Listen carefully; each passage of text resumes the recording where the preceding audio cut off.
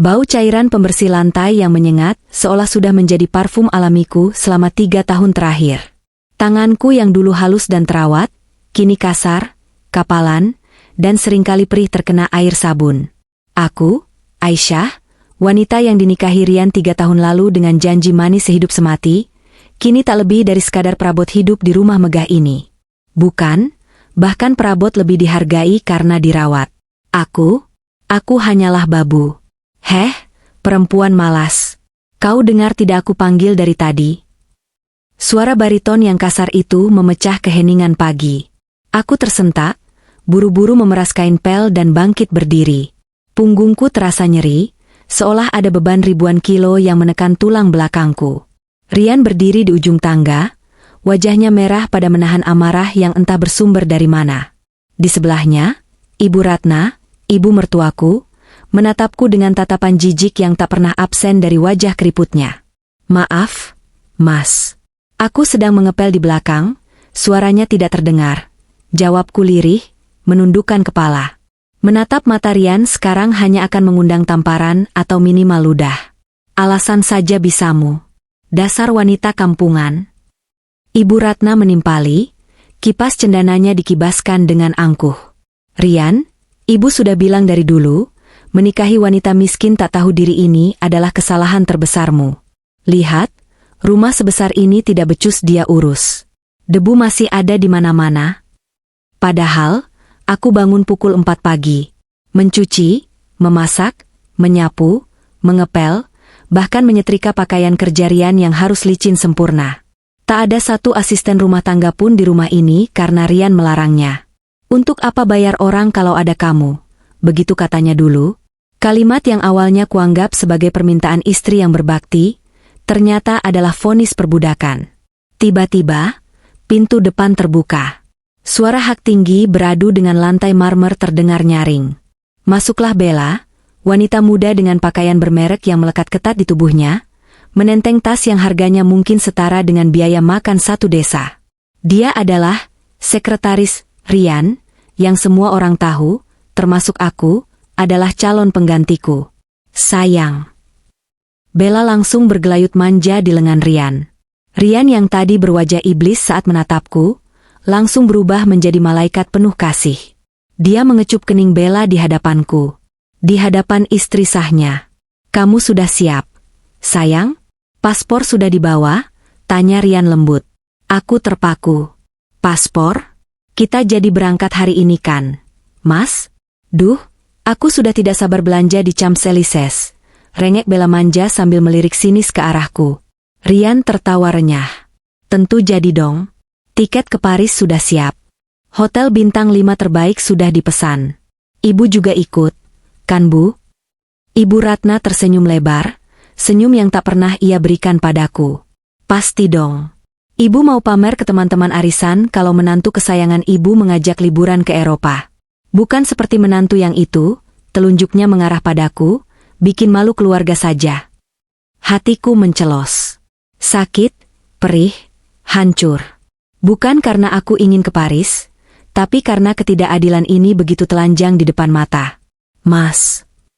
Suaraku bergetar. Kalian mau ke Paris? Rian menoleh, tatapannya kembali dingin. Kenapa? Iri?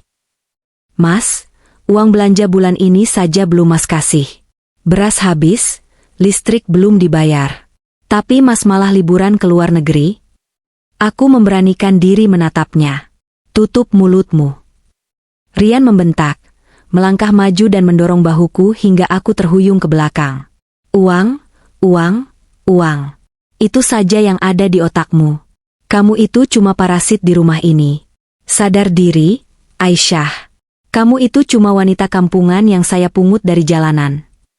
Aku istrimu, Mas. Istri di atas kertas. Potong Rian cepat. Dengar baik-baik. Saya mau membahagiakan calon istri saya, Bella, jalan-jalan ke Paris. Kamu tak usah ikut. Kamu wanita kampungan, tak pantas berlibur ke luar negeri. Baju saja lusuh begitu, mau bikin malu saya di depan bule. Bella tertawa cekikikan, menutup mulutnya dengan tangan yang lentik terawat. Duh, Rian. Jangan galak-galak, kasihan tuh babunya mau nangis. Biarin aja, Bel. Memang tempatnya dia di sini. Di lantai, sahut Ibu Ratna kejam. Rian menunjuk wajahku. Tugas kamu selama kami pergi, jaga rumah, bersih-bersih, nyapu, ngepel. Awas kalau ada satu debu pun saat saya pulang. Dan jangan harap saya kasih uang sepeser pun sebelum saya kembali. Makan tuh sisa makanan di kulkas. Mereka bertiga tertawa. Tawa yang terdengar seperti paduan suara iblis di telingaku. Koper-koper mewah mulai dikeluarkan oleh sopir, satu-satunya pegawai yang digaji Rian, karena dia terlalu malas menyetir sendiri. Aku masih berdiri mematung, menahan air mata yang mendesak keluar. Kenapa? Apa salahku? Dulu dia melamarku dengan sederhana, bilang mencintaiku apa adanya. Tapi setelah menikah, setelah dia mendapatkan promosi jabatan yang, ironisnya, didapat berkat koneksi, rahasia, yang kubuka tanpa sepengetahuannya, dia berubah. Dia merasa di atas angin. Dia merasa aku hanyalah beban. Bella berjalan mendekatiku saat Rian dan Ibu Ratna sedang mengecek bagasi mobil. Wajah cantiknya menyeringai licik. Heh, wanita tua, desisnya pelan namun tajam. Sebentar lagi kamu bakal didepak dari rumah ini. Surat cerai sedang disiapkan Rian. Jadi nikmati saja sisa waktumu jadi nyonya rumah yang menyedihkan ini. Tunggu saja tanggal mainnya. Setelah membisikkan racun itu, Bella mendorong bahuku keras dengan tangannya. Karena lantai masih licin bekas pelanku yang belum kering, aku tergelincir. Bruk! Tubuhku menghantam lantai keras. Siku tanganku perih terhantam sudut meja konsol. Aduh! Hati-hati dong kalau jalan, teriak Bella, memutar balikan fakta. Rian, lihat tuh. Dia hampir nabrak aku. Rian menoleh sekilas, melihatku terkapar di lantai, lalu mendengus. Biarkan saja. Ayo, sayang. Nanti kita telat check-in. Jangan biarkan pemandangan sampah ini merusak mood liburan kita. Tanpa menolongku, tanpa menanyakan keadaanku, Rian menggandeng Ibu Ratna dan Bella keluar dari pintu utama. Pintu jati tebal itu ditutup dengan keras, meninggalkan gema yang menyakitkan di ruang tamu yang luas dan dingin ini. Suara mesin mobil menderu, lalu menjauh. Hening. Perlahan, aku bangkit duduk. Siku tanganku berdarah, tapi rasa sakit di hatiku jauh lebih parah. Aku menatap pantulan diriku di cermin besar di ruang tamu. Daster lusuh, rambut dikuncir asal, wajah tanpa riasan yang terlihat lelah. Wanita kampungan, gumamku menirukan ucapan Rian tadi.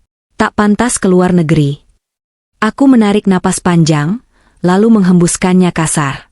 Air mata yang tadi menggenang, kini surut seketika. Sorot mata yang tadinya sendu memelas, perlahan berubah. Menjadi dingin, datar, dan tajam. Sudah cukup. 3 tahun aku bersandiwara. 3 tahun aku mencoba menjadi istri yang patuh dengan harapan Rian akan mencintaiku dengan tulus tanpa memandang harta. Aku menyembunyikan siapa aku sebenarnya demi mencari cinta sejati. Tapi yang kudapat hanyalah penghinaan. Rian, kau pikir uang yang kau gunakan untuk foya-foya, jabatan yang kau banggakan, dan proyek-proyek yang kau dapatkan itu murni hasil kerjamu? Kau lupa, semua itu mengalir karena ada tangan Tuhan yang membantumu. Dan tangan itu adalah tanganku. Aku berdiri tegak. Rasa sakit di punggung dan siku seolah lenyap digantikan oleh adrenalin kemarahan yang membakar. Aku berjalan menuju kamarku, bukan kamar utama, tapi kamar kecil di dekat dapur yang dipaksakan Rian untukku. Aku menggeser lemari pakaian tua, meraba dinding di belakangnya, dan menekan panel tersembunyi. Sebuah brankas kecil terbuka. Di sana, tidak ada uang receh. Yang ada adalah tumpukan paspor dengan berbagai visa yang masih berlaku, kartu-kartu perbankan prioritas berwarna hitam, black card, dan sebuah ponsel pintar keluaran terbaru yang selama ini kumatikan. Aku mengambil ponsel itu, menyalakannya. Ratusan notifikasi email dan pesan masuk seketika. Aku mengabaikan semuanya dan menekan satu nomor di panggilan cepat. Halo? Bonjour, Madam Aisyah? Suara di seberang sana terdengar kaget namun penuh hormat. Itu suara Sebastian, asisten pribadiku yang sudah 3 tahun ini hanya menerima perintah via email rahasia. Sebastian, Siapkan jet pribadi sekarang. Rute Jakarta, Paris. Saya mau berangkat dalam 1 jam, perintahku dingin. Bahasa Inggrisku fasih, tanpa logat kampung yang selama ini kupura-purakan di depan Rian. Baik, Nyonya. Akhirnya Anda kembali. Apakah ada instruksi khusus untuk kedatangan Anda di Paris? Ya, jawabku sambil menatap foto pernikahan kami yang terpajang miring di dinding, lalu membalikannya hingga tertelungkup. Siapkan Presidential Suite di Le Grand Hotel milikku. Dan pastikan manajer hotel tahu bahwa tamu istimewa yang tidak diundang akan datang. Namanya Rian, beserta ibu dan selingkuhannya. Dimengerti, Nyonya. Apakah kami perlu memberikan pelayanan VIP untuk Tuan Rian? Aku tersenyum miring. Senyum yang akan membuat siapapun yang mengenalku di dunia bisnis gemetar. Oh, tentu saja. Berikan mereka pelayanan yang tak akan pernah mereka lupakan seumur hidup. Pelayanan yang akan menyadarkan mereka siapa sebenarnya pemilik panggung ini. Dan satu lagi, Sebastian. Ya, Nyonya.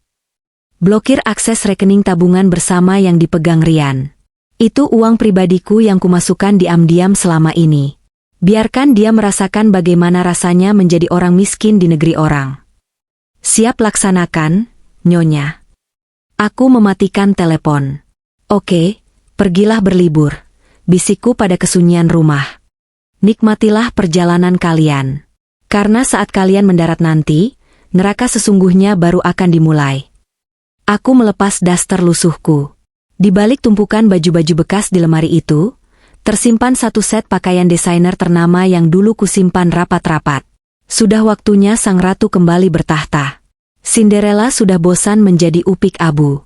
Sekarang giliran Cinderella membakar istana pangeran durhaka itu.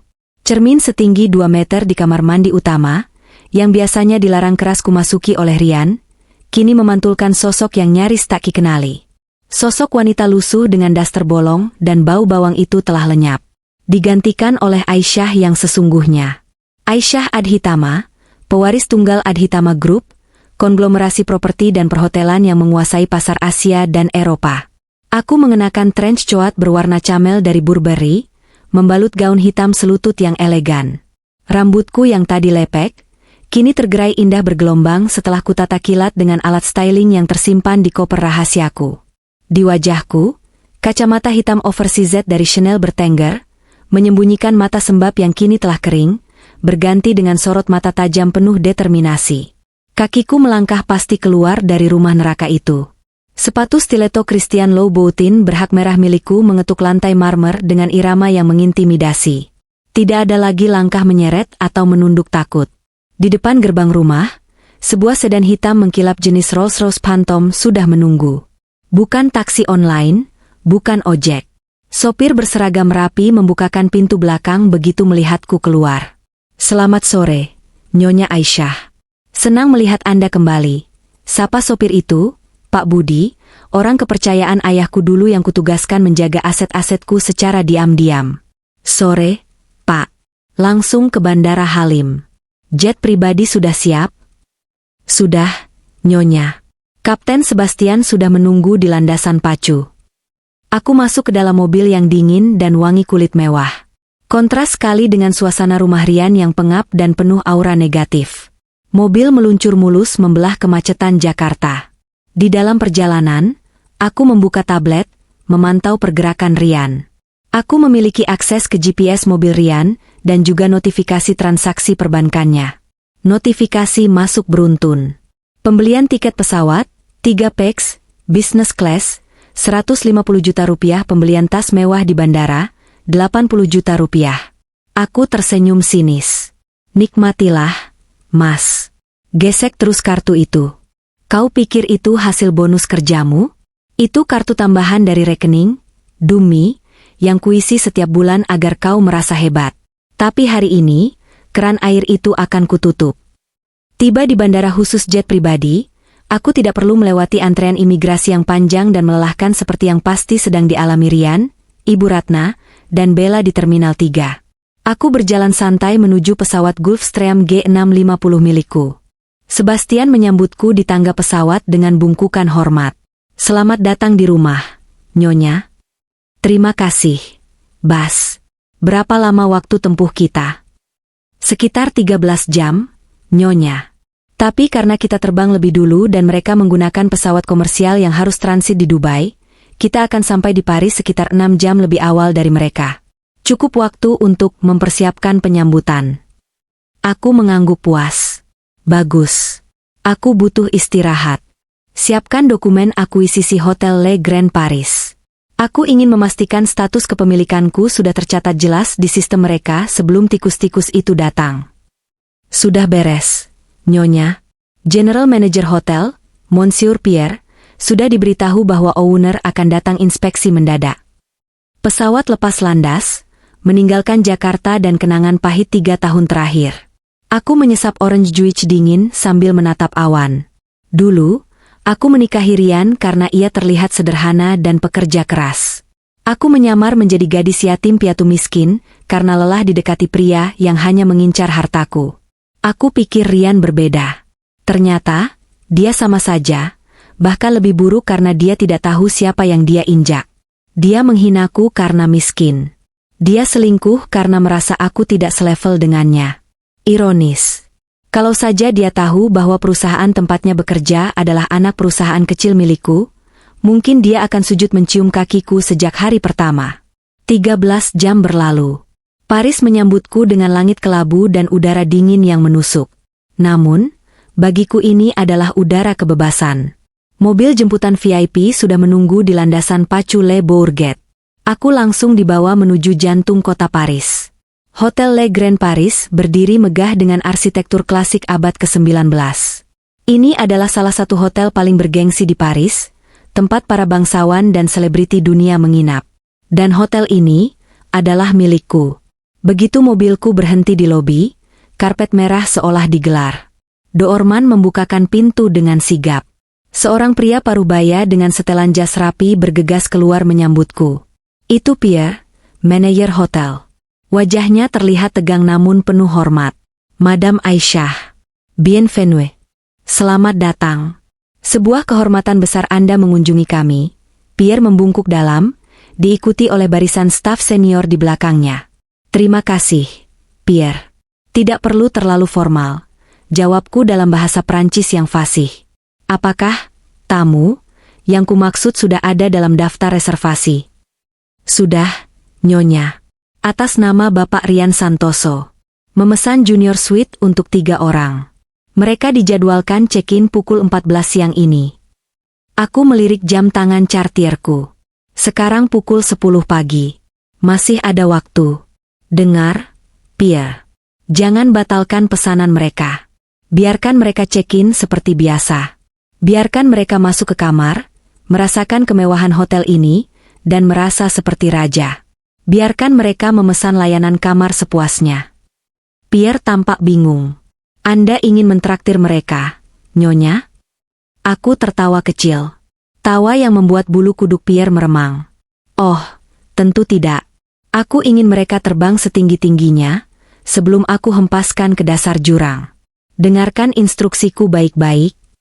Aku membisikkan rencana itu kepada Pierre. Mata pria Prancis itu membelalak kaget. Namun kemudian ia mengangguk patuh. Mengerti, Nyonya. Sangat kejam. Tapi saya suka. Kami akan mainkan peran kami. Bagus. Sekarang, antarkan aku ke Presidential Suite. Aku mau mandi dan ganti baju. Aku harus tampil sempurna saat menyambut suamiku tercinta. Aku berjalan melintasi lobi marmer yang berkilauan. Para tamu lain menatapku kagum, mengira aku mungkin artis Hollywood atau putri kerajaan Arab. Aku bukan keduanya. Aku adalah istri yang tersakiti yang sedang memegang palu hakim. Di dalam Presidential Suite yang luasnya 5 kali lipat rumah Rian, aku berdiri di balkon, menatap menara Eiffel di kejauhan. Ponselku bergetar. Sebuah pesan WhatsApp masuk dari Rian. Mungkin dia baru mendarat saat transit dan mendapat sinyal. Fram, Mas Rian, Babu. Jangan lupa siram tanaman aglonema ibu. Awas kalau mati. Kami sedang transit di Dubai. Bella baru saja beli tas Hermes. Kamu jangan iri ya, mimpi saja kamu nggak pantas. disertai foto selfie mereka bertiga. Rian merangkul Bella yang memegang tas oranye, dan Ibu Ratna yang tersenyum sombong sambil memegang gelas wine. Aku tidak membalas. Hanya tersenyum tipis. Nikmatilah tas itu, Bella, gumamku, karena sebentar lagi, kau bahkan tidak akan mampu membeli air mineral. Waktu berlalu lambat. Pukul 14.30. Telepon di kamarku berdering. Pierre melapor. Nyonya, target sudah tiba di lobi. Mereka sedang melakukan proses check-in.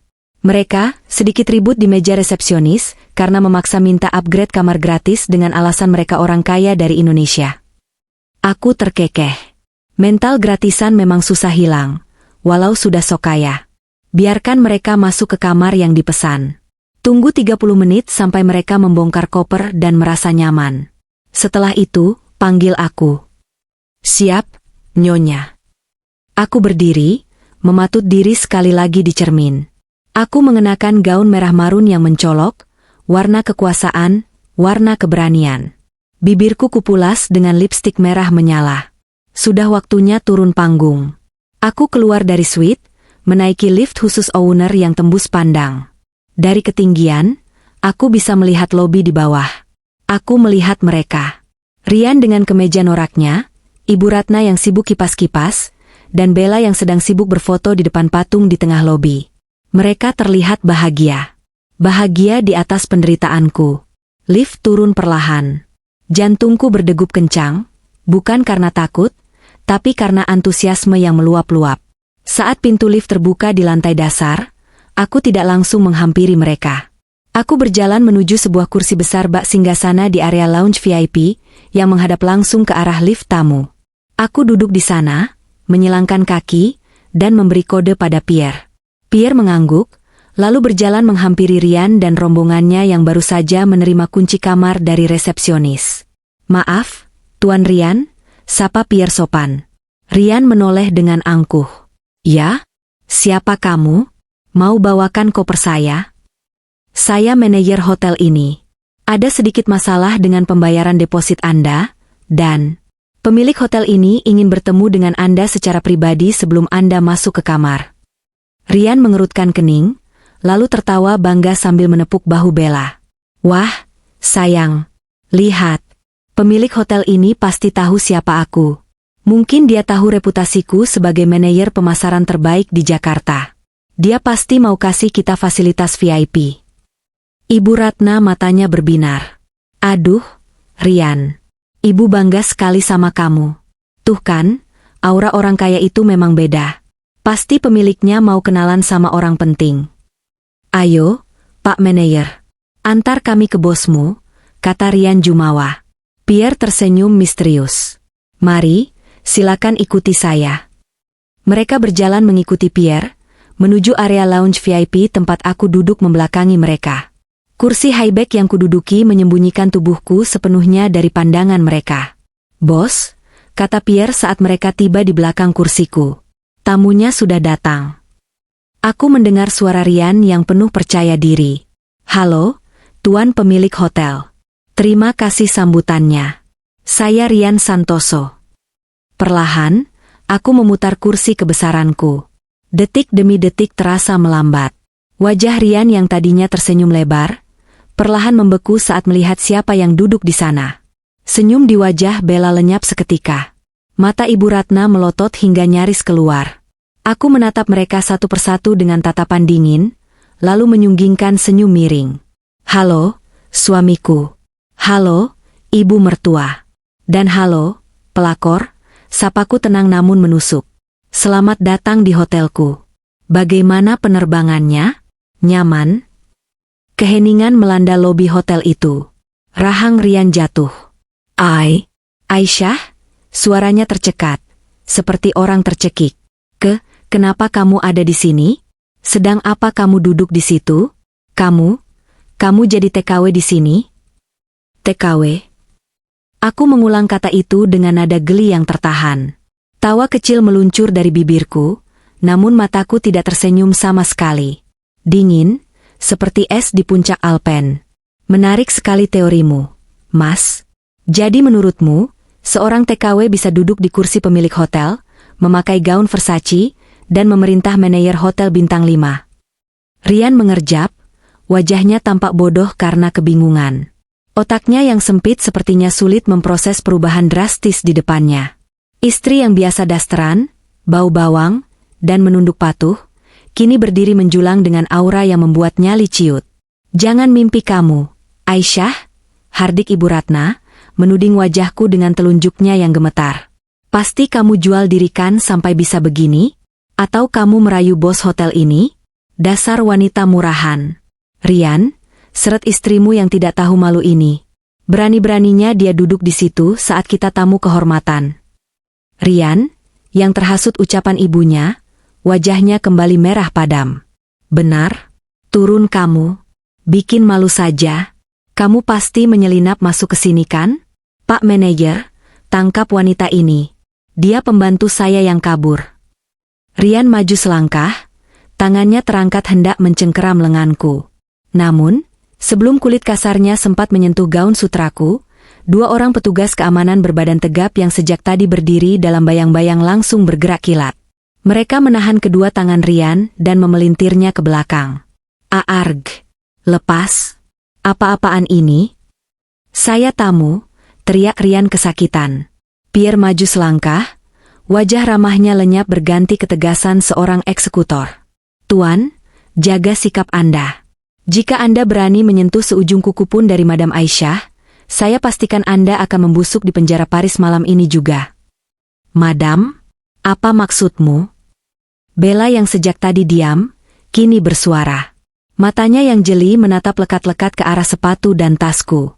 Sebagai wanita yang gila merek, dia tahu barang asli dan palsu. Dan dia menyadari sesuatu yang membuat wajahnya pucat pasi. "Rian, sepatu itu Louboutin custom made. Harganya ratusan juta. Dan kalung itu berlian asli." "Diam kamu, Bella. Itu pasti barang KW," bantah Rian, masih menyangkal kenyataan. "Dia cuma Aisyah, anak yatim piatu miskin yang kupungut." Aku perlahan turun dari podium kecil tempat kursi itu berada. Langkahku pelan, bunyi hak sepatuku menggema di lobi yang sunyi senyap, karena para tamu lain dan staf kini menonton drama ini. Aku berdiri tepat di hadapan Rian yang sedang ditahan satpam. "Dengar baik-baik, Rian," suaraku rendah namun jelas. "Aku bukan TKW. Aku bukan wanita simpanan. Dan aku jelas bukan wanita miskin yang kau pungut." Aku memberi isyarat pada Pierre. Dengan sigap, Pierre menyerahkan sebuah dokumen tebal berlogo emas. Aku melempar dokumen itu ke dada Rian. Kertas-kertas berhamburan ke lantai. Itu adalah akta kepemilikan Le Grand Hotel Paris. Dan lihat nama siapa yang tertulis di sana sebagai pemilik tunggal. Rian menunduk, matanya membelalak melihat nama yang tertera jelas di kop surat. Aisyah Adhitama. Adhitama? Rian tercekat. "Adhitama Group? Perusahaan induk tempat aku bekerja?" "Bingo," jawabku santai sambil melipat tangan di dada. "Kau bekerja di PT Sinar Abadi, kan? Itu anak perusahaan kecil di bawah naungan Adhitama Group. Yang artinya, selama 3 tahun ini, kau bekerja untukku. Gaji yang kau pakai untuk selingkuh, bonus yang kau pakai untuk beli tas pelakor itu, semuanya uangku." Hening. Keheningan yang mencekam. Wajah Rian, Ibu Ratna, dan Bella berubah warna dari merah menjadi putih kertas. Lutut Rian tampak goyah, seolah tulang kakinya mendadak lenyap. Tidak mungkin." Gumam Ibu Ratna, bibirnya gemetar hebat. Kamu bilang orang tuamu petani?" "Memang petani," jawabku. "Petani kelapa sawit dengan ribuan hektar lahan di Sumatera dan Kalimantan. Ayahku, Haryo Adhitama, mendidikku untuk hidup sederhana dan mencari pria yang mencintaiku apa adanya, bukan karena hartaku. Karena itu aku menyamar. Aku mencari ketulusan."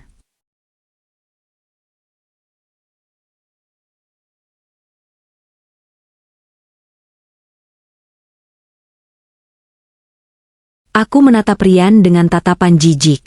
"Dan aku bertemu kamu, Rian. Kamu yang terlihat sederhana, pekerja keras, dan santun.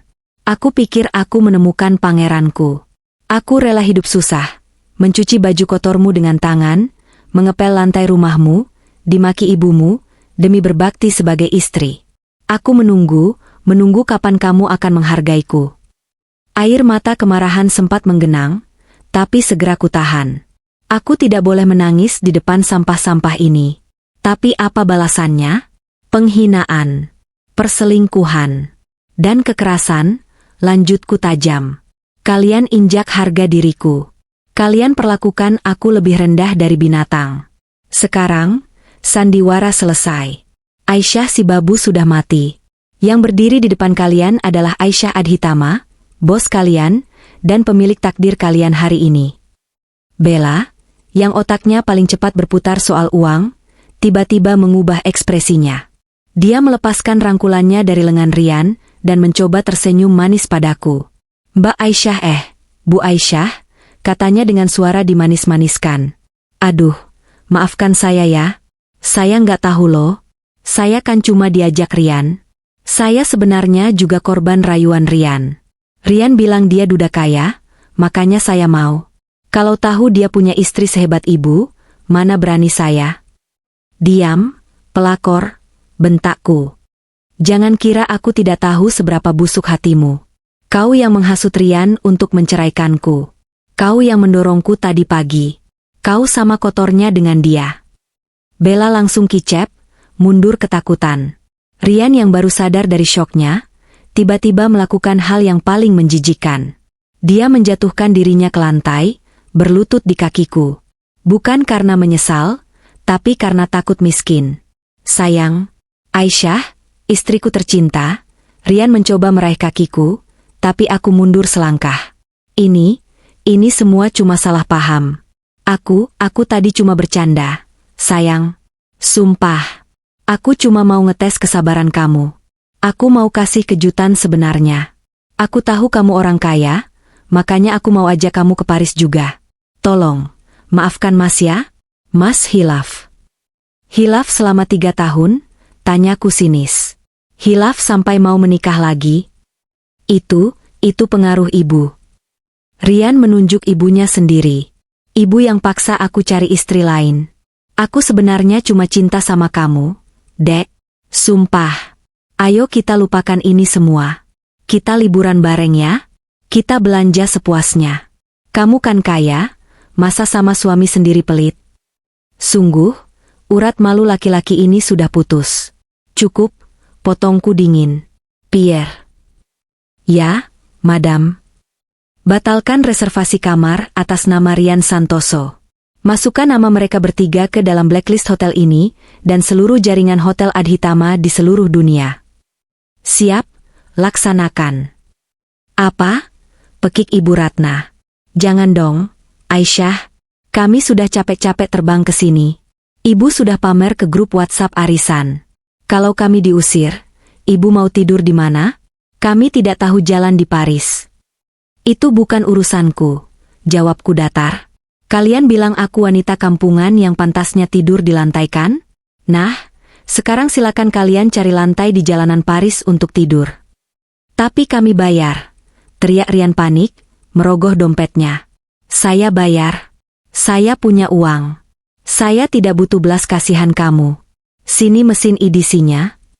Rian mengeluarkan kartu kredit platinum yang selama ini dia banggakan. Kartu yang limitnya selalu kutop up diam-diam dari rekening pribadiku, agar dia bisa bergaya hidup mewah. Pierre dengan tenang menyodorkan mesin edisi. Rian menggeseknya dengan tangan gemetar. Layar mesin menunjukkan tulisan merah, Declinet, Card Blocked. Coba lagi. Rian panik. Dia mengeluarkan kartu debit. Decline. Dia mengeluarkan kartu kredit bank lain. Decline. Kenapa? Kenapa semuanya tidak bisa? Rian berteriak histeris, memukul-mukul mesin edisi itu. Saldo di situ ada ratusan juta. Aku baru cek kemarin. Aku tertawa renyah. Oh, uang tabungan itu? Uang yang kamu kumpulkan di rekening bersama? Aku melangkah mendekat, membisikkan sesuatu tepat di telinganya. Itu rekening atas namaku, Rian. Kamu hanya pemegang kuasa sekunder. 5 menit setelah pesawatku mendarat tadi pagi, aku sudah memblokir semua aksesmu dan menarik seluruh dananya kembali ke rekening utamaku. 0. Kosong. Bahkan untuk membeli roti croissant di pinggir jalan pun, kau tak akan mampu. Wajah Rian pucat pasi seputih mayat. Kamu iblis. Aku belajar dari gurunya, balasku sambil tersenyum manis. Selamat datang di kehidupan nyata, Mas Rian. Kehidupan di mana kamu hanyalah pengangguran tanpa uang sepeser pun di benua asing. Aku menoleh ke arah satpam. Usir mereka. Sekarang. Jangan biarkan mereka menghalangi pemandangan di lobi hotelku. Baik, Madam. 4 satpam berbadan besar langsung menyeret mereka bertiga. Aisyah, tolong. Ibu minta ampun. Ibu tua, Aisyah. Ibu Ratna meraung-raung saat diseret. Sayang, jangan begini. Aku suamimu. Aisyah. Rian meronta-ronta. Lepasin gue. Gue nggak kenal mereka. Gue mau pulang. Bella berteriak histeris. Pemandangan mereka diseret keluar dari pintu putar hotel, dilempar ke trotoar Paris yang dingin, menjadi tontonan paling memuaskan dalam hidupku. Koper-koper mereka dilempar menyusul, bergelindingan di aspal. Aku melihat dari balik kaca lobi. Di luar sana, hujan mulai turun rintik-rintik. Mereka bertiga berdiri di trotoar, tanpa jaket tebal, karena jaket mereka ada di dalam koper yang terkunci, tanpa uang, tanpa hotel, dan tanpa harga diri. Pierre menghampiriku. Apakah Anda puas, Madam? Aku menghela napas panjang, beban di dadaku terasa ringan sekali. Baru permulaan, Pierre. Penderitaan fisik itu mudah sembuh. Tapi kehancuran mental, itu butuh waktu. Dan aku belum selesai. Hubungi kantor pusat di Jakarta. Untuk apa, Nyonya? Siapkan surat pemecatan Rian. Buat dengan alasan, penggelapan dana, atau pelanggaran kode etik berat agar dia tidak dapat pesangon sepeser pun dan masuk daftar hitam HRD di seluruh Indonesia. Dan satu lagi. Mataku berkilat. Hubungi pengacaraku. Gugat cerai dia sekarang juga. Dan tuntut ganti rugi atas semua biaya hidup yang sudah kukeluarkan untuk dia dan keluarganya selama 3 tahun ini. Aku ingin dia miskin sampai ke tulang-tulangnya. Pierre menunduk hormat, sedikit gemetar melihat sisi kejam sang pewaris Adhitama. Baik, Nyonya. Segera dilaksanakan. Aku berbalik, meninggalkan lobi, kembali menuju suiteku yang hangat. Di luar, Rian terlihat sedang memukul-mukul kaca hotel. Mulutnya berteriak tanpa suara. Aku hanya melambaikan tangan kecil, lalu masuk ke dalam lift. Babak penghinaan fisik sudah selesai. Sekarang saatnya babak penghancuran masa depan. Hujan di Paris tidak seperti hujan di Jakarta. Di sini, air yang turun terasa seperti jarum-jarum es yang menusuk kulit. Angin musim gugur berhembus kencang, membawa dingin yang menusuk tulang. Dari balik jendela kaca Le Grand Hotel yang hangat, aku duduk santai di sofa bludru, menyesap teh Earl Grey hangat. Di tanganku, sebuah tablet menampilkan rekaman CCTV dari kamera keamanan depan hotel. Layar itu menampilkan drama tragis yang sangat memuaskan. Di trotoar basah di seberang jalan, 3 sosok manusia sedang meringkuk kedinginan. Rian, Ibu Ratna, dan Bella. Mereka seperti tikus got yang baru saja lolos dari banjir. Koper-koper mewah mereka basah kuyup. Rian berusaha menutupi kepalanya dengan jas kerjanya yang kini kusut. Ibu Ratna duduk di atas koper sambil memijat kakinya. Mulutnya komat-kamit, pasti sedang mengeluh. Sementara Bella, si pelakor high class, sibuk mengomel sambil menunjuk-nunjuk wajah Rian. Sebastian, panggilku tanpa mengalihkan pandangan dari layar. Ya, Nyonya. Sebastian muncul dengan membawa nampan berisi macarons warna-warni dari La Dure. Nyalakan audionya. Aku ingin dengar apa yang mereka bicarakan. CCTV depan punya mikrofon kan? Tentu, Nyonya. Teknisi kami baru saja meningkatkan gainnya agar suara angin bisa diredam. Sebastian menekan beberapa tombol di tabletku. Suara desau angin keluar dari speaker, diikuti suara cempreng Bella yang terdengar jelas. Dasar laki-laki penipu. Kamu bilang kamu kaya. Kamu bilang kamu manajer sukses. Kenapa semua kartu kreditmu ditolak? Kita mau tidur di mana malam ini? Hah? Dingin tahu, teriak Bella histeris. Make up tebalnya mulai luntur terkena air hujan, membuatnya terlihat seperti badut yang menangis. Suara Rian terdengar panik dan menyedihkan. Sabar dong, Bel. Ini pasti ada kesalahan sistem di Bank Jakarta. Mungkin karena Aisyah lapor kartu hilang atau apa. Nanti aku telepon CS Bank lagi. Kamu jangan marah-marah terus. Pusing aku. Pusing? Kamu pikir aku nggak pusing? Bella membanting tas tangannya ke trotoar, tas yang tadi pagi dia banggakan seharga 80 juta. Aku lapar, Rian. Kita belum makan siang. Sekarang sudah jam 6 sore. Mana janji makan malam di Menara Eiffel? Ibu Ratna menimpali dengan suara merengek yang membuat telingaku sakit. Rian, kaki ibu sakit sekali. Rematik ibu kambuh kena udara dingin begini. Cari hotel lain saja, nak. Yang murah tidak apa-apa, asal bisa tidur. Ibu tidak kuat. Aku tersenyum miring sambil menggigit macaron rasa pistachio. Manis. Sangat kontras dengan kepahitan yang mereka rasakan. Di layar, aku melihat Rian merogoh saku celananya. Dia mengeluarkan dompet, menghitung lembaran uang tunai yang tersisa. Aku cuma punya sisa 50 euro tunai, kata Rian lemas. Sisanya tadi sudah dipakai bayar taksi dari bandara ke sini, karena taksi nolak kartu kreditku. 50 euro di Paris nggak akan cukup buat sewa kamar hotel bertiga, Bu.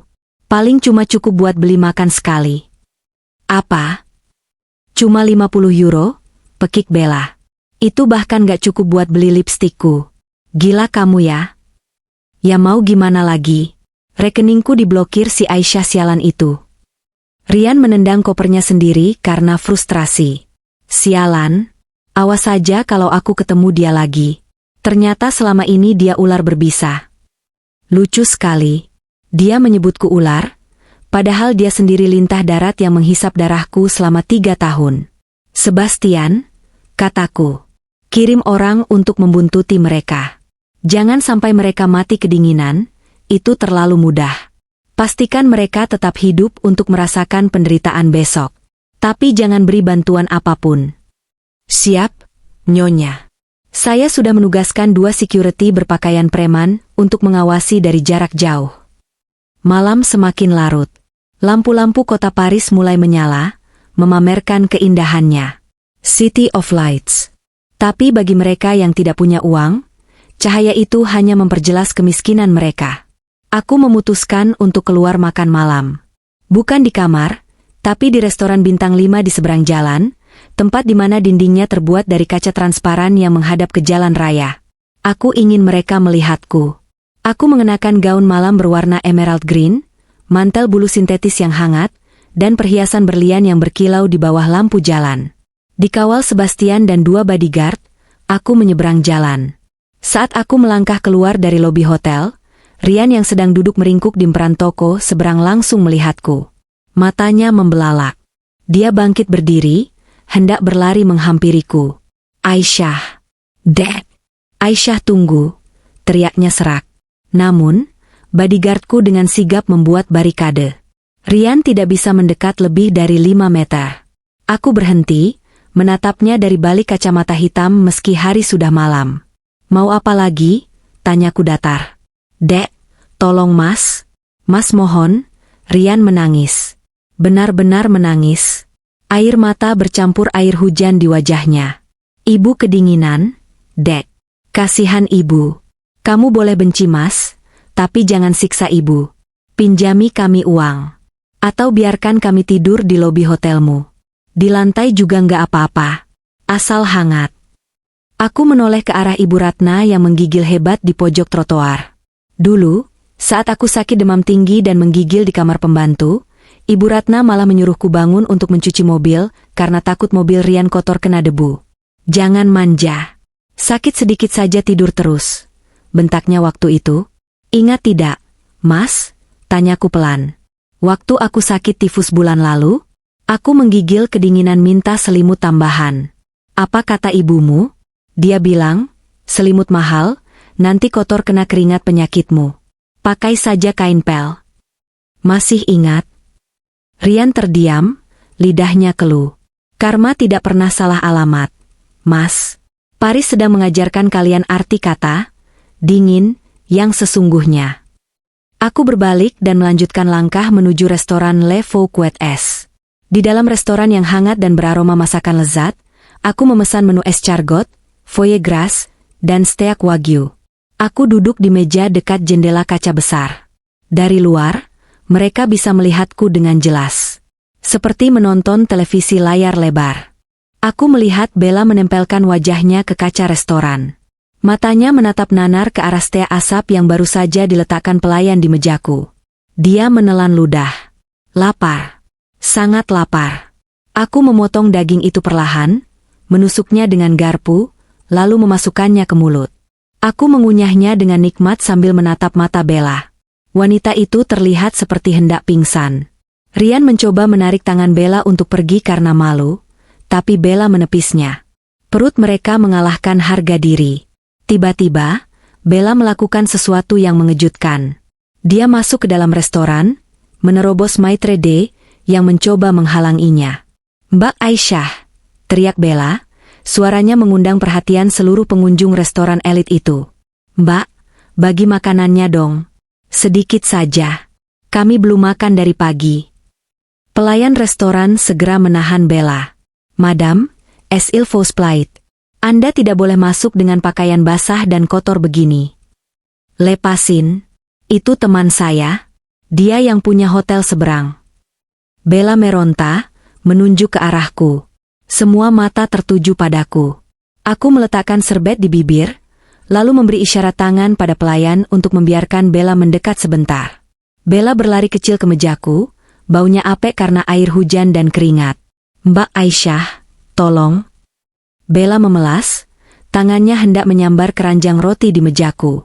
Aku menepis tangannya dengan sendok perak. "Tang, UPS, maaf, tanganmu kotor," kataku tenang. "Siapa bilang kita teman?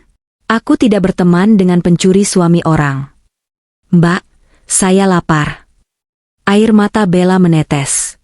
"Saya janji bakal tinggalin Rian. Sumpah, saya bakal pulang ke Indonesia. Tapi tolong kasih saya makan. Atau uang buat tiket pulang." Aku tertawa kecil. "Tiket pulang? Kamu pikir ini acara amal? Dengar ya, Bella. Tas Hermes MU itu." Aku menunjuk tas basah yang dia tenteng. "Kenapa tidak kamu jual saja? Katanya harganya 80 juta. Cukup kan buat makan sebulan di sini?" Bella terisak. Tadi saya sudah coba jual ke toko barang bekas di ujung jalan. Mereka bilang itu palsu. KW super. Harganya cuma 500.000 perak kalau dijual." Aku menatap tajam ke arah luar jendela, di mana Rian berdiri mematung. Ternyata dugaanku benar. Rian memalsukan harga tas itu. Dia menagihkan 80 juta ke rekeningku, membelikan barang palsu untuk Bella, dan mengantongi sisa uangnya entah untuk apa. Mungkin judi, atau mungkin perempuan lain lagi. Wow, aku bertepuk tangan pelan. Kasihan sekali kamu. Ditipu laki-laki yang menipu istrinya sendiri. Ironi yang sempurna. Aku memanggil pelayan. "Garçon, tolong bungkuskan sisa tulang steak ini," kataku dalam bahasa Prancis. "Dan berikan pada anjing liar di gang belakang." Untuk wanita ini, aku menatap Bella. "Usir dia. Dia mengganggu selera makanku." "Baik, madam." Dua pelayan menyeret Bella keluar. "Aisyah jahat. Kamu iblis," teriak Bella saat diseret keluar pintu. Aku kembali menikmati makan malamku. Tapi penderitaan mereka belum berakhir malam ini. Ponselku bergetar. Email masuk dari HRD pusat di Jakarta. Subjek, surat pemutusan hubungan kerja, PHK, Rian Santoso. Lampiran, bukti audit penggelapan dana perusahaan sebesar 2 miliar rupiah selama 3 tahun menjabat. Aku tersenyum puas. Rupanya tim auditku bekerja cepat. Ternyata selain memakai uang pribadiku, Rian juga memanipulasi laporan keuangan kantor cabang. Bodoh. Dia benar-benar menggali kuburannya sendiri. Aku meneruskan email itu ke alamat email Rian dan juga WhatsApp-nya. Di luar sana, aku melihat Rian merogoh ponselnya yang bergetar. Dia membukanya, membaca pesan itu di bawah guyuran hujan. Detik berikutnya, Rian jatuh terduduk di aspal. Ponselnya terlepas dari genggaman, jatuh ke genangan air. Dia menjambak rambutnya sendiri, berteriak frustrasi ke langit yang gelap. Arge! Teriakannya terdengar samar dari dalam restoran. Dia baru sadar bahwa dia tidak hanya kehilangan istri kaya dan fasilitas mewah, tapi juga kehilangan karir, reputasi, dan masa depan. Dia akan pulang ke Indonesia, jika bisa pulang, sebagai kriminal. Aku mengangkat gelas anggurku ke arah jendela, seolah bersulang untuk Rian yang sedang hancur lebur di trotoar. Selamat menikmati nerakamu, sayang. Malam ini akan sangat panjang. Malam itu, mereka bertiga berakhir tidur di emperan stasiun metro yang bau pesing, berhimpitan dengan para tunawisma Paris lainnya, berbagi kardus bekas sebagai alas tidur. Sementara aku, kembali ke Presidential Suite, tidur di atas kasur king size dengan spray sutra, bermimpi indah tentang keadilan yang ditegakkan. Matahari pagi Paris yang biasanya romantis, hari ini terasa seperti lampu sorot interogasi bagi 3 gelandangan baru di sudut stasiun metro. Bau pesing, keringat apek, dan sisa air hujan menguar dari tubuh Rian, Ibu Ratna, dan Bella. Aku mengamati mereka dari dalam mobil Mercedes Maybach hitam yang terparkir di seberang jalan, kaca jendela yang gelap menyembunyikan senyumku. Sebastian duduk di kursi depan, memegang radio komunikasi yang terhubung dengan orang suruhan kami yang mengawasi dari jarak dekat. Mereka mulai bergerak. Nyonya, lapor Sebastian. Di trotoar, Rian terlihat sedang berdebat sengit dengan Bella. Tangan Bella menunjuk-nunjuk wajah Rian, sementara Ibu Ratna duduk lemas di atas koper, wajahnya pucat karena lapar dan kedinginan. Aku menyalakan penyadap suara jarak jauh. Audio kembali mengalir jernih. Kamu bohong lagi kan? Katanya mau telepon temanmu di KBRI. Mana? Teriak Bella, suaranya parau. Rian menjambak rambutnya yang berminyak. Pulsaku habis. Bel, HP-ku mati total kena air semalam. Kamu jangan neken aku terus dong. Mikir kek, bantu cari solusi. Solusi matamu, umpat Bella kasar. Aku nyesel ikut kamu. Tahu begini mending aku sama Om Rudi yang punya toko bangunan. Biarpun tua tapi duitnya lancar.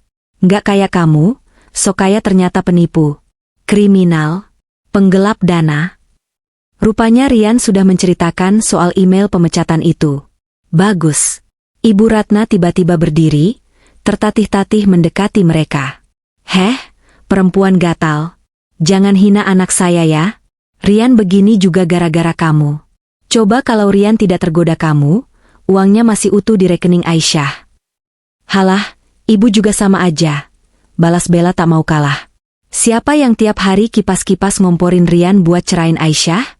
Siapa yang bilang Aisyah pembawa sial? Sekarang rasain, sial beneran kan? Perdebatan mereka terhenti oleh suara perut Ibu Ratna yang berbunyi sangat keras. Keroncongan.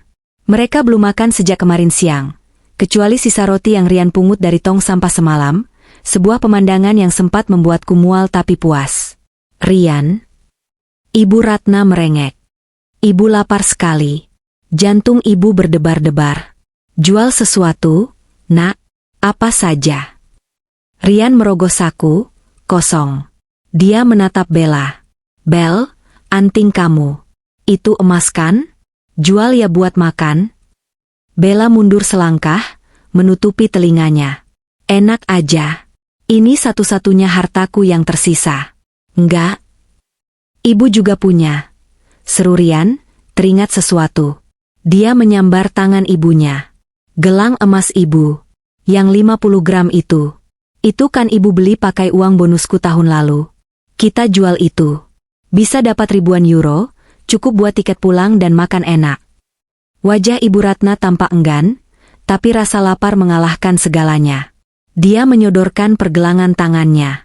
Ya sudah, tapi janji ya nanti kalau sudah kaya lagi dibelikan yang lebih besar. Iya, Bu. Janji. Mereka bertiga berjalan mencari toko emas atau pegadaian. Aku memberi isyarat pada sopir untuk mengikuti pelan. Mereka menemukan sebuah toko gold buyer kecil di pinggiran jalan. Mereka masuk dengan mata berbinar penuh harap. Aku tidak bisa mendengar suara di dalam toko, tapi aku bisa melihat gestur mereka dari kaca etalase. Rian meletakkan gelang tebal itu di meja. Penjaga toko, seorang pria Prancis tua dengan kacamata tebal, mengambilnya. Dia menggosoknya, meneteskan cairan kimia, dan melihatnya dengan kaca pembesar. Tiba-tiba, pria tua itu menggeleng dan melempar gelang itu kembali ke meja dengan wajah masam. Dia mengucapkan sesuatu sambil mengibaskan tangan menyuruh pergi. Rian tampak tidak terima. Dia berdebat. Pria tua itu menunjuk pintu, terlihat marah. Mereka diusir keluar. Saat mereka keluar, wajah Rian pucat pasi, lebih pucat dari sebelumnya. Ibu Ratna tampak bingung. Kenapa, Rian? Kenapa dia tidak mau beli? Harganya kurang cocok, tanya Ibu Ratna. Rian diam, keringat dingin mengucur di pelipisnya. Jawab, Rian, bentak Bella. Itu. Suara Rian tercekat. Orang itu bilang gelangnya palsu. Itu cuma tembaga di sepuh emas. Apa? Jerit Ibu Ratna histeris. Tidak mungkin. Ibu beli ini mahal. Kwitansinya ada di rumah. Tiba-tiba Bella tertawa. Tawa yang mengerikan. Oh, aku tahu. Aku tahu kelakuan anak kesayanganmu ini, Bu Ratna. Bella menatap Rian dengan tatapan merendahkan. Kamu tukar ya? Pas ibu kamu tidur atau mandi, kamu tukar emas aslinya sama yang palsu buat modal judi slot kan? Ngaku kamu. Ibu Ratna menatap anaknya tak percaya. Rian? Benar itu? Kamu mencuri dari ibumu sendiri? Rian menunduk, bahunya bergetar. Maaf, Bu. Waktu itu aku kalah judi online banyak. Aku bingung mau bayar pakai apa. Aku pikir nanti kalau menang aku ganti. Plah, satu tamparan keras mendarat di pipi Rian. Bukan dari Bella, tapi dari Ibu Ratna. Wanita tua itu memukuli anaknya sendiri dengan tas tangan. Anak durhaka, anak setan. Tegak kamu ya. Pantas Aisyah memblokirmu. Ternyata kamu memang sampah. Pertengkaran hebat terjadi di trotoar. Orang-orang yang lewat menatap aneh, beberapa merekam dengan ponsel. Sudah, Bu. Sakit. Rian menangkis pukulan ibunya. Sekarang yang penting kita makan dulu. Aku masih punya satu barang asli. Jam tangan ini. Rian melepas jam tangan Tag Heuer di pergelangan tangannya. Itu adalah hadiah ulang tahun dariku 2 tahun lalu. Satu-satunya barang yang benar-benar asli yang dia miliki karena aku membelinya langsung di butik resmi. Ini asli. Aisyah yang beli, gumam Rian getir. Harganya dulu 40 juta. Kalau dijual cepat mungkin laku 500 euro. Mereka berjalan lagi mencari toko jam bekas. Kali ini berhasil. Mereka keluar membawa beberapa lembar uang euro. Wajah mereka sedikit cerah. 500 euro, sekitar 8 juta rupiah, adalah uang yang banyak bagi mereka saat ini. Kita makan dulu, seru Rian. Di sana ada Burger King. Mereka masuk restoran cepat saji itu. Aku mengamati dari seberang. Mereka memesan makanan seperti orang kesurupan. Burger, kentang, ayam, kola ukuran besar. Saat makanan datang, mereka melahapnya dengan rakus. Ibu Ratna bahkan menjilat saus di jarinya.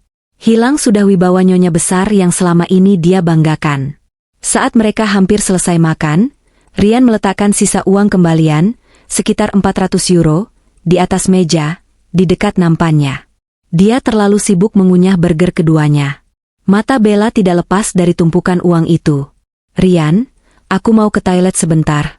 Perutku mulas kebanyakan soda, kata Bella sambil berdiri. Ya, cepat. Habis ini kita cari hostel murah, sahut Rian dengan mulut penuh. Bella mengangguk. Saat dia bangkit, tangannya dengan gerakan sangat cepat menyambar tumpukan uang di meja dan meremasnya dalam genggaman. Bel, uangnya. Rian tersadar, tapi reaksinya lambat karena kekenyangan. Aku pegang sebentar. Takut kamu teledor jatuh lagi kayak HP kamu. Aku cuma ke toilet. Bella beralasan cepat, lalu berjalan tergesa-gesa menuju arah toilet yang berada di dekat pintu belakang restoran. Rian ragu sejenak, tapi Ibu Ratna menahannya. Biarkan saja, Rian. Habiskan dulu kentangmu. Sayang kalau dibuang. 1 menit berlalu. 5 menit. 10 menit. Kok Bella lama sekali? Rian mulai gelisah. Aku melihat dari kejauhan, Bella tidak masuk ke toilet. Dia keluar lewat pintu samping restoran, berlari kencang menembus kerumunan pejalan kaki, lalu melompat masuk ke dalam sebuah taksi yang kebetulan berhenti menurunkan penumpang.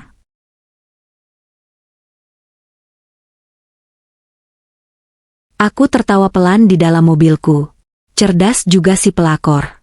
Dia tahu kapal akan karam, jadi dia skoci duluan. Di dalam restoran, Rian akhirnya menyusul ke toilet. Dia keluar lagi dengan wajah panik, berlari ke pintu samping, melihat jalanan yang kosong.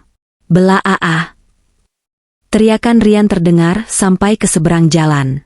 Dia kembali ke meja, wajahnya merah pada menahan amarah dan tangis. Dia kabur, Bu. Dia bawa lari semua uang kita. Rian merosot duduk di kursi plastik. Uang jam tanganku, uang terakhir kita. Ibu Ratna menjatuhkan gelas colanya. Isinya tumpah membasahi celananya, tapi dia tidak peduli. Dia menangis meraung-raung di tengah restoran cepat saji itu. Uangku. Itu uang anakku. Dasar wanita iblis. Terkutuk kamu Bella. Manajer restoran datang, mengusir mereka karena membuat keributan. Kini, tinggallah Rian dan Ibu Ratna. Ibu dan anak. Tanpa uang sepeser pun. Tanpa paspor, karena paspor dipegang Bella di dalam tasnya yang dibawa kabur. Rian bodoh sekali menyerahkan tas dokumen pada Bella saat makan. Tanpa arah. Mereka diusir kembali ke jalanan yang dingin. Rian memapah ibunya yang lemas. Mereka berjalan tanpa tujuan, seperti zombie. Aku menurunkan kaca jendela mobil sedikit saat mobilku pelan-pelan melewati mereka. Mas Rian, panggilku lembut. Rian menoleh cepat. Matanya berbinar melihatku, mengira dewa penolong datang. Dia berlari mendekati mobilku yang berjalan pelan. Aisyah. Dek. Syukurlah. Tolong Mas. Dek. Bella kabur bawa uang Mas. Ibu sakit. Tolong kami naik. Dek. Rian menggedor kaca mobil. Aku tersenyum manis. Duh, kasihan sekali. Jadi sekarang uangnya hilang di bawah selingkuhanmu? Sakit ya, Mas? Dikhianati orang yang kamu percaya? Sakit banget. Dek, Mas nyesel. Sumpah Mas nyesel. Mas mau balik sama kamu aja. Sayang sekali, jawabku sambil menaikkan kaca jendela perlahan. Mobil ini terlalu bersih untuk menampung sampah pengkhianat seperti kalian. Selamat menikmati liburan, backpacker, tanpa uang, suamiku. Oh ya, hati-hati, di Paris banyak copet. Tapi kalian kan sudah tidak punya apa-apa untuk dicopet ya. Aisyah, jangan pergi. Aisyah. Aku memberi kode pada sopir. Mobil melaju kencang, meninggalkan cipratan air genangan yang membasahi wajah dan baju Rian sekali lagi. Di kaca spion, aku melihat Rian jatuh berlutut, memeluk kaki ibunya yang menangis histeris. Sekarang, mereka benar-benar sendirian. Dan aku belum selesai. Masih ada satu pelajaran terakhir yang harus mereka terima sebelum aku mengizinkan mereka pulang ke Indonesia untuk menghadapi penjara. Sebastian, kataku dingin. Ya, Nyonya. Hubungi pihak imigrasi Paris. Laporkan ada 2 turis ilegal yang membuat onar dan menggelandang di distrik 1. Biar mereka merasakan dinginnya sel tahanan deportasi. Dengan senang hati, Nyonya. Malam di Paris tidak pernah sekelam ini bagi Rian dan ibunya. Mereka meringkuk di sudut stasiun metro Châtelet yang mulai sepi. Orang-orang berlalu lalang dengan mantel tebal, menatap mereka dengan tatapan waspada dan jijik. Ibu Ratna, wanita yang biasanya sangat memuja kebersihan dan gengsi, kini tidur beralaskan koran bekas yang basah, menggigil hebat dalam pelukan anaknya yang sama-sama berantakan. Rian, ibu mau pulang. Ibu takut. Rintih Ibu Ratna. Giginya bergemeretak. Telepon Aisyah lagi, Nak, mohon sama dia. HP-ku mati total, Bu. Bella bawa kabur semuanya. Kita nggak punya apa-apa, jawab Rian putus asa. Wajahnya lebam, mungkin terbentur saat jatuh tadi, atau mungkin lebam karena harga dirinya yang sudah hancur lebur. Tiba-tiba, suara langkah kaki berat mendekat. Bukan satu orang, tapi sekelompok. Police. Vos papiers, es il vos plait. Polisi. Tunjukkan surat-surat Anda.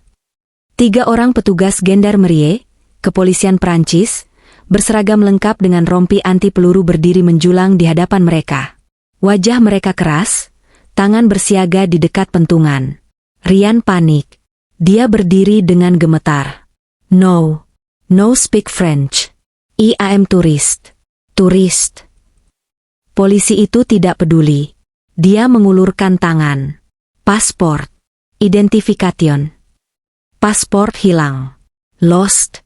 My friend stole it. Rian mencoba menjelaskan dengan bahasa Inggris yang pas-pasan dan panik. Dia menunjuk-nunjuk ke arah jalanan kosong. Stolen. Stolen. Polisi itu saling pandang, lalu menggeleng.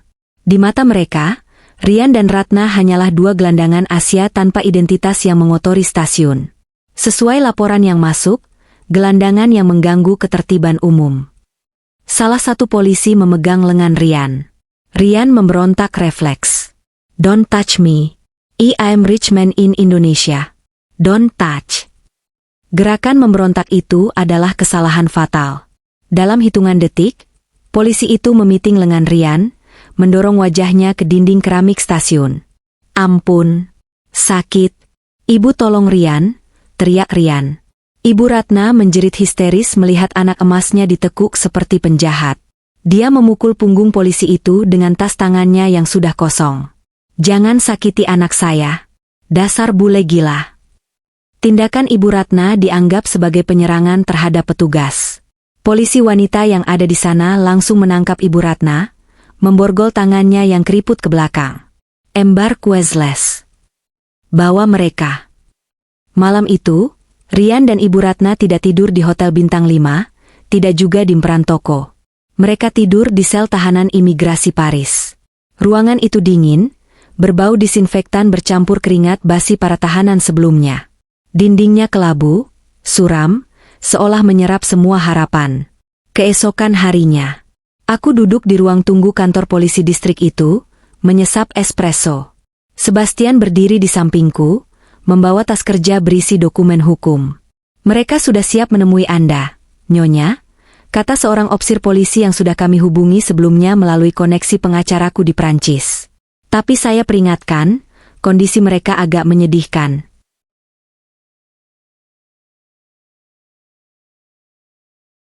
Tidak masalah, Inspektur. Saya suka melihat pemandangan menyedihkan, jawabku sambil tersenyum tipis. Aku dibawa ke ruang interogasi. Di sana, di balik meja besi yang dibaut ke lantai, duduklah 2 sosok yang nyaris tak dikenali. Mata mereka bengkak, rambut acak-acakan, wajah kucel penuh minyak. Saat melihatku masuk, mata Rian membelalak. Ada kilatan harapan di sana. Aisyah. Dek. Rian mencoba berdiri, tapi tangannya terborgol ke meja. Syukurlah kamu datang. Bilang sama mereka, Dek, bilang kita suami istri. Keluarkan kami dari sini. Ibu sampai demam, Dek. Ibu Ratna menangis sesenggukan. Aisyah, mantu ibu yang cantik tolong ibu. Nak, ibu janji, ibu akan cuci kaki kamu tiap hari kalau kita pulang. Ibu nggak kuat di sini. Makanannya keras. Orangnya galak-galak. Aku menarik kursi perlahan, lalu duduk dengan anggun di hadapan mereka. Aku meletakkan tas Hermes Birkinku di atas meja, tas asli seharga ratusan juta, kontras dengan keadaan mereka. Siapa bilang aku datang untuk membebaskan kalian? Tanyaku datar. Hening. Harapan di mata Rian padam seketika. Terus kamu ngapain kesini? Tanya Rian lirih. Aku datang untuk memastikan proses hukum berjalan lancar. Jawabku santai. Kalian masuk ke sini karena laporanku. Aku melaporkan kalian sebagai pendatang ilegal yang berpotensi menjadi beban negara Prancis. Dan karena kalian tidak punya paspor. Itu karena dicuri bela, potong Rian. Tidak ada yang peduli, Rian. Di mata hukum di sini, kalian adalah alien tanpa identitas. Dan tahukah kalian apa prosedur untuk orang seperti kalian? Mereka menggeleng takut. Deportasi, kataku dingin.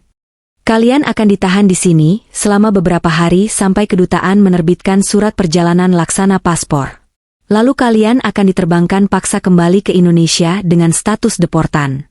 Cap merah di paspor seumur hidup. Tidak akan bisa keluar negeri lagi. Nggak apa-apa, seru Ibu Ratna cepat. Nggak apa-apa dideportasi. Yang penting pulang. Ibu mau pulang ke rumah, mau tidur di kasur ibu. Aku tertawa. Tawa yang kering dan tajam. Rumah? Rumah yang mana, Bu? Ibu Ratna terdiam. Aku memberi isyarat pada Sebastian.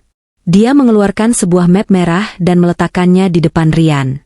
Baca, perintahku. Rian membuka map itu dengan tangan gemetar. Ini surat penyitaan aset. Rian membaca judul dokumen itu dengan suara bergetar. Betul. Pagi ini, pengacaraku di Jakarta sudah memproses eksekusi jaminan utang. Ingat sertifikat rumah yang kamu tempati itu? Yang kamu banggakan sebagai rumah warisan orang tuamu? Iya, itu rumah ibu. Salah. Itu rumah yang sertifikatnya sudah kamu gadaikan ke bank 2 tahun lalu untuk modal main saham gorengan. Kan? Kamu kalah telak. Lalu kamu memalsukan tanda tangan ibu Ratmu untuk perpanjangan kredit. Dan siapa yang menebus kredit macet itu diam-diam supaya rumah itu tidak disita bank tahun lalu? Rian menatapku horor. Kamu? Ya, aku. Aku membeli utangmu. Jadi secara hukum, rumah itu milikku. Dan karena kamu sudah terbukti melakukan penggelapan dana perusahaan sebesar 2 miliar, dan aku punya semua buktinya di sini, aku memutuskan untuk menyita semua asetmu sebagai ganti rugi awal. Aku mencondongkan tubuh ke depan, menatap mata Rian dalam-dalam.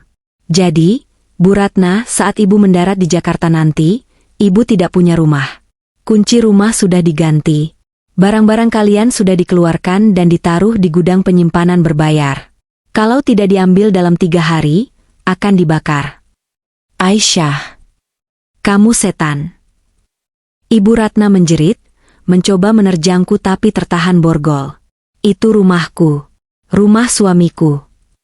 Itu rumah yang digadaikan anakmu. Bentakku keras, membuat Ibu Ratna kicap seketika. Jangan salahkan aku. Salahkan anak kesayanganmu yang bodoh dan serakah ini. Rian menangis tanpa suara. Air matanya menetes membasahi surat penyitaan itu. Jadi, kami pulang kemana? Bisik Rian. Nah, itu bagian terbaiknya, kataku sambil tersenyum manis. Kalian tidak akan pulang kemana-mana. Pesawat kalian akan mendarat di Bandara Soekarno-Hatta lusa.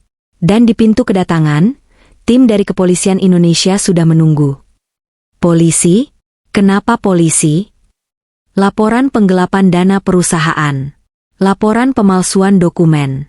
Dan laporan KDRT yang sudah kusiapkan visumnya dari luka-luka lamaku. Kamu akan langsung dijemput mobil polisi dari bandara, Rian. Kamu akan pindah dari penjara Prancis yang dingin ini, ke penjara Cipinang yang panas dan sesak. Wajah Rian berubah abu-abu. Dia seperti orang yang nyawanya dicabut paksa. Aisyah, jangan. Mas mohon. Mas sujud. Rian mencoba menundukkan kepalanya ke meja. Cabut laporannya. Mas rela jadi babu kamu seumur hidup. Mas rela kamu injak-injak. Asal jangan penjara. Terlambat, aku berdiri, merapikan gaunku. Dulu aku istrimu, kamu jadikan babu. Sekarang aku bosmu, dan kamu hanyalah maling yang tertangkap basah. Aku berbalik arah menuju pintu. Aisyah. Aisyah jangan pergi. Bu, tolong bujuk Aisyah. Bu. Rian berteriak panik. Aisyah. Ibu minta ampun. Ibu tua, Aisyah. Jangan penjarakan Rian. Siapa yang urus ibu nanti? Raung Ibu Ratna. Aku berhenti sejenak di ambang pintu, menoleh sedikit tanpa membalikkan badan.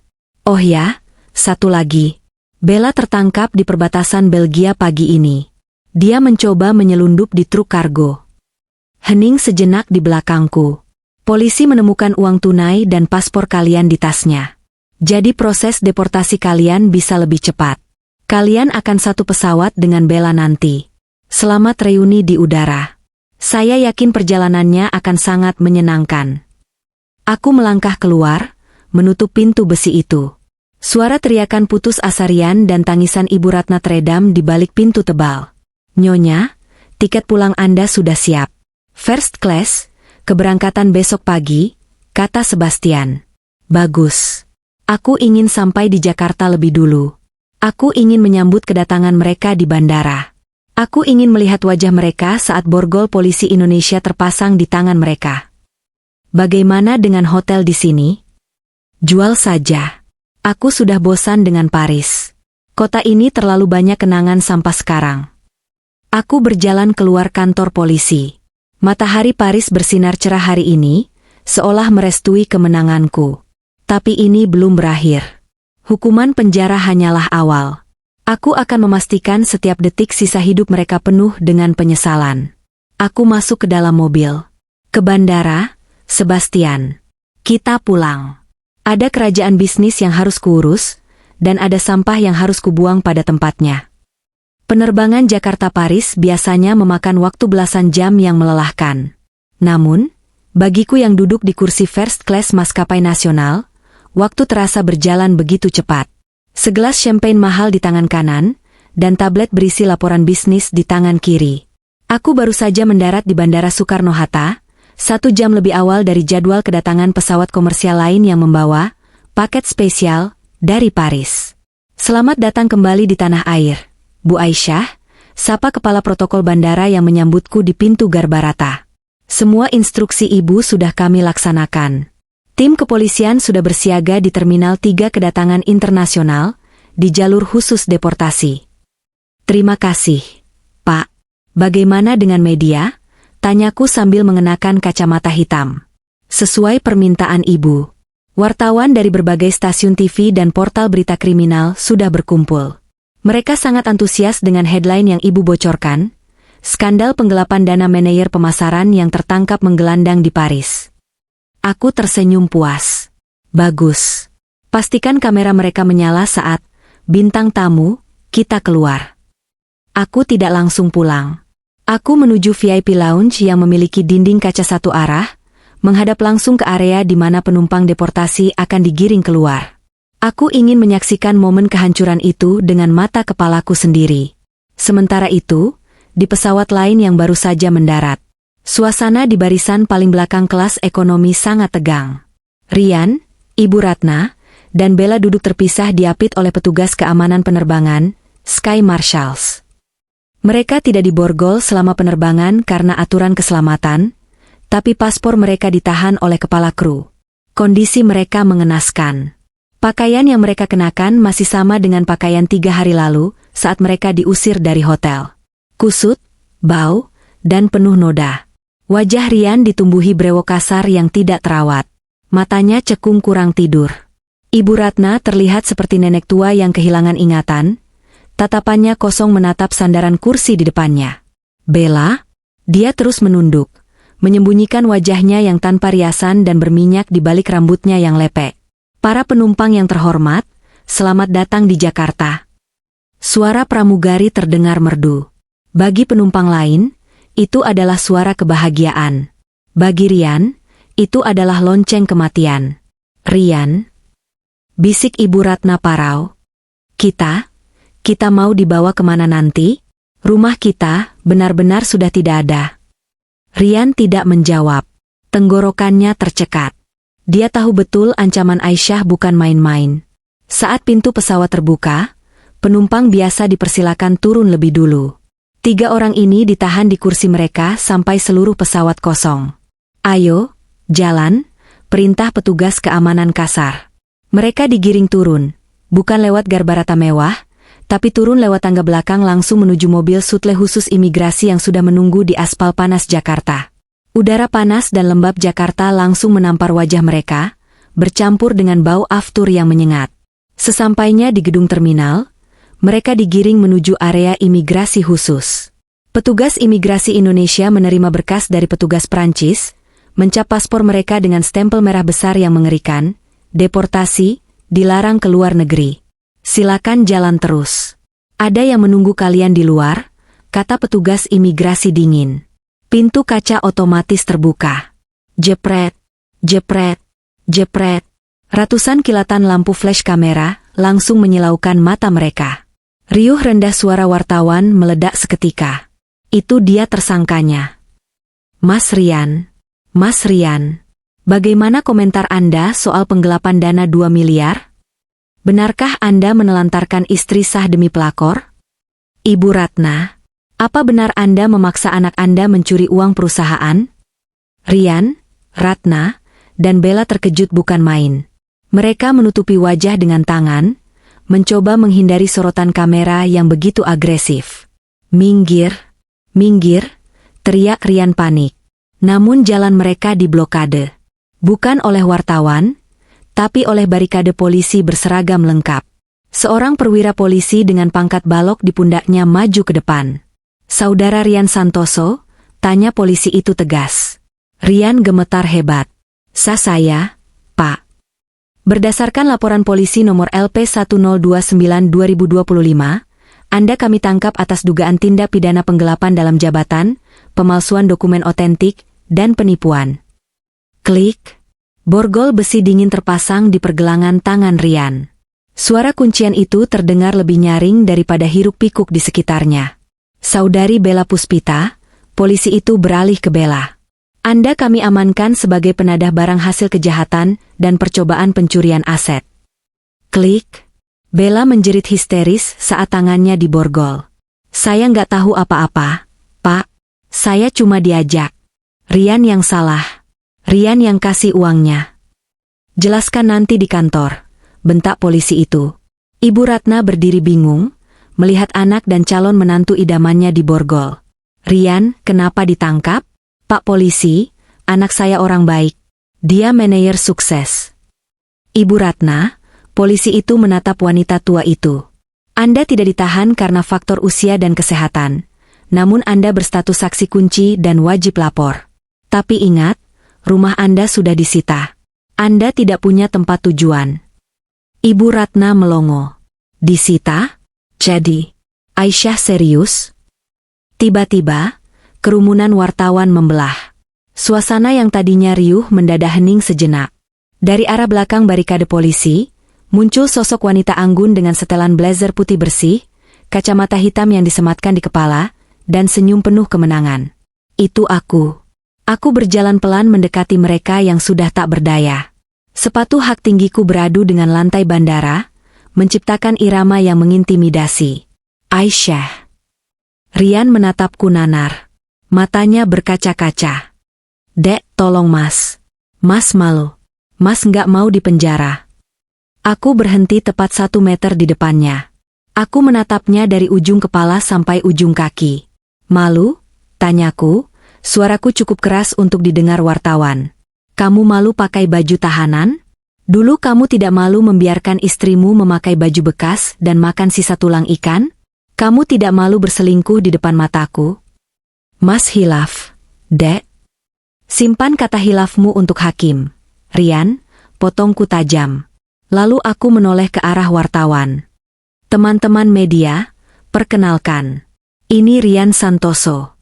Mantan suami saya yang selama ini hidup dari uang istri yang dia anggap pembantu. Hari ini, saya serahkan dia ke hukum untuk mempertanggungjawabkan perbuatannya mencuri uang perusahaan Adhitama Group. Wartawan makin gencar memotret. Rian menunduk dalam-dalam, hancur lebur. Lalu aku menatap Ibu Ratna. Wanita tua itu menatapku dengan tatapan memelas yang belum pernah kulihat seumur hidup. Aisyah, mantu ibu. Ibu Ratna mencoba meraih tanganku. Ibu mau ikut kamu, nak? Ibu mau pulang ke rumah kita. Ibu janji akan baik. Ibu akan masakan kamu sayur asem kesukaanmu. Jangan biarkan ibu menggelandang, nak. Aku menepis tangannya pelan tapi tegas. Maaf, Bu. Di rumah saya tidak ada tempat untuk pengkhianat. Dan, oh ya, saya tidak suka sayur asem buatan ibu. Rasanya pahit. Sepahit perlakuan ibu pada saya selama 3 tahun ini. Aku memberi isyarat pada asistenku, Sebastian. Dia menyerahkan sebuah amplop coklat pada Ibu Ratna. Ini apa? Tanya Ibu Ratna gemetar. Uang saku, jawabku. Cukup untuk naik bus ke kampung halaman ibu di Jawa Tengah.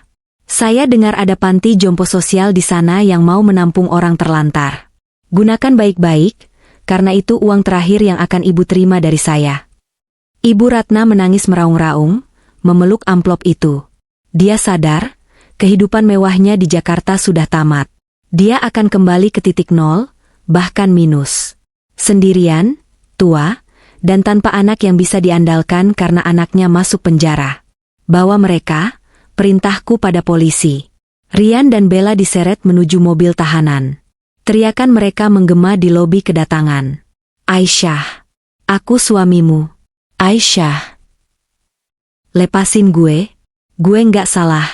Aisyah tolong. Aku hanya berdiri diam, menatap punggung mereka yang menjauh hingga hilang di balik pintu keluar. Sorot lampu kamera masih menghujaniku. Seorang wartawan menyodorkan mikrofon. Bu Aisyah, apakah Anda merasa sedih memenjarakan suami sendiri?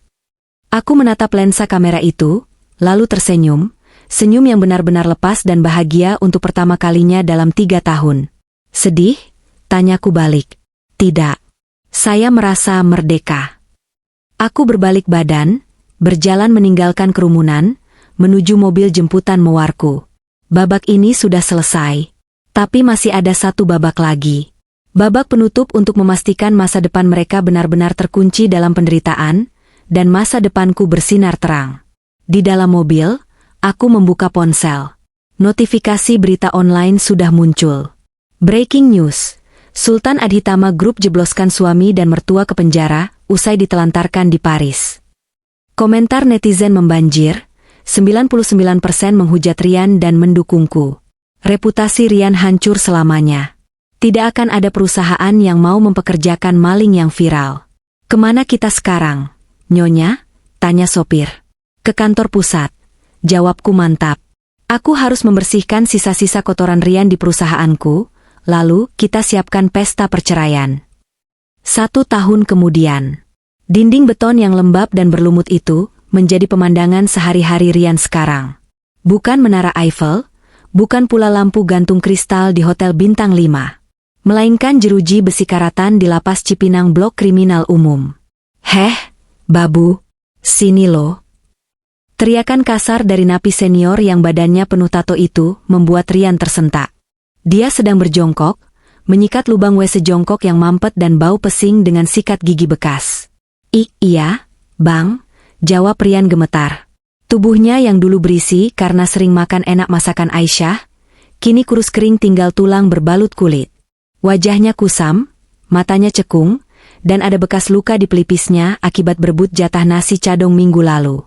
Lama banget sih lo nyikatnya. Itu di pojokan masih ada kotoran.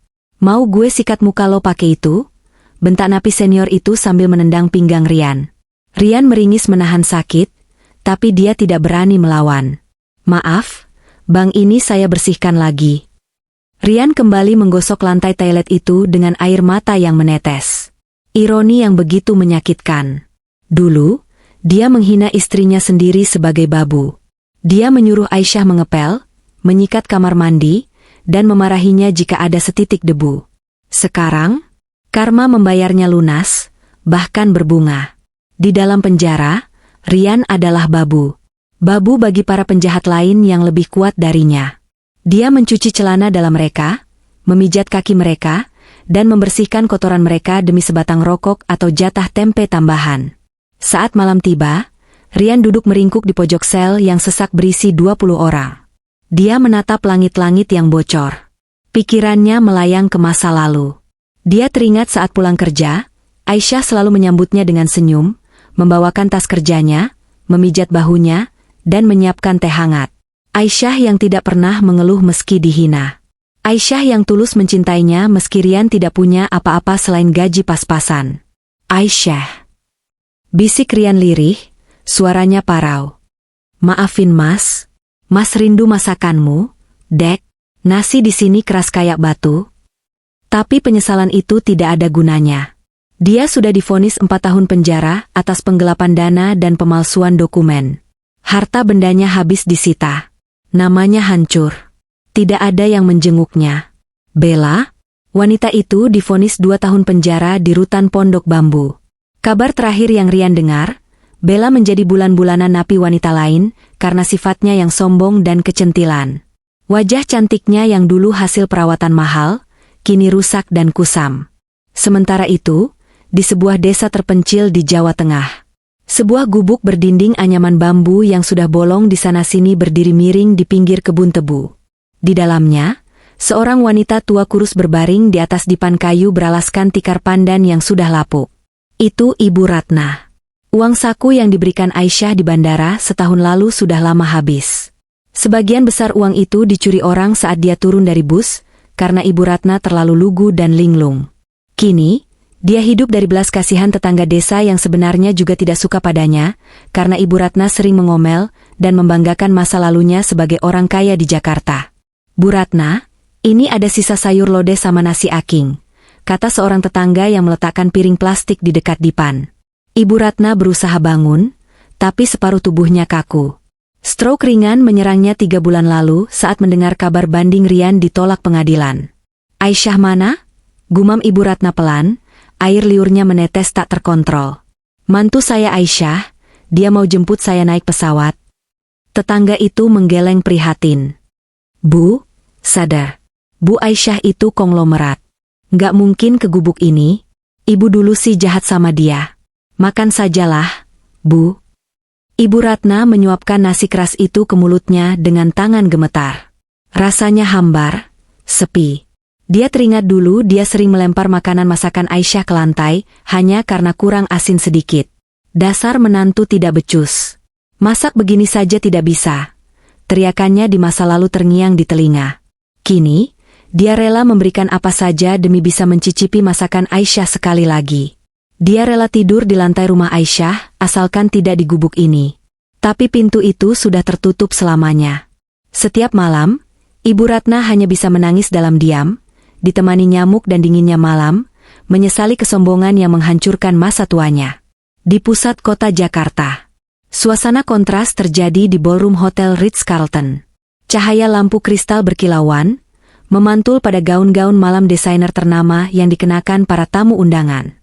Malam ini adalah acara Adhitama Awards, penganugerahan penghargaan bisnis sekaligus perayaan ulang tahun perusahaan. Di atas panggung, berdiri seorang wanita yang memancarkan aura kecantikan dan kekuatan yang tak terbantahkan. Aisyah Adhitama. Dia mengenakan gaun sutra berwarna emas champagne, rambutnya disanggul modern, dan di lehernya melingkar kalung berlian yang harganya bisa membeli satu kompleks perumahan. Wajahnya berseri-seri. Tidak ada lagi jejak Aisyah si babu yang lusuh. Yang ada hanyalah Aisyah sang ratu bisnis. "Terima kasih kepada seluruh mitra kerja dan karyawan Adhitama Group," ucap Aisyah di depan podium, suaranya mantap dan berwibawa. "Tahun ini adalah tahun kebangkitan bagi saya pribadi dan perusahaan. Kita berhasil mengakuisisi 3 hotel baru di Eropa dan meluncurkan yayasan sosial untuk membantu wanita korban kekerasan dalam rumah tangga." Tepuk tangan gemuruh membahana di ruangan itu. Di barisan depan, duduk seorang pria tampan dengan setelan jas rapi. Dia adalah Adrian, mitra bisnis baru Aisyah yang juga seorang pengacara handal, orang yang membantunya memenjarakan Rian. Adrian menatap Aisyah dengan tatapan kagum yang tulus, bukan karena hartanya, tapi karena ketangguhan jiwanya.